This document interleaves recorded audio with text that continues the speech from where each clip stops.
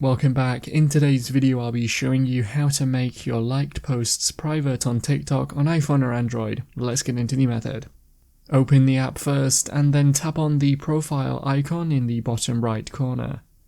On here, tap on the three lines icon in the top right corner and then choose Settings and Privacy from the list that appears. Within the settings, choose Privacy, which should be near the top. Now scroll down and tap on where it says Liked Videos, which is within the Interaction section. You can now set the option for this by choosing only you to make them private. That's how to make your liked posts private on TikTok on iPhone or Android. Click the card on screen now to watch a video of mine showing you 10 easy ways to speed up your iPhone or iPad. If you have any questions, then let me know in the comments below, and if you did find today's video helpful, remember to leave a like and feel free to subscribe for more tips in the future.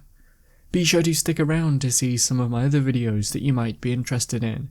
Thanks so much for watching, and I will see you in another video.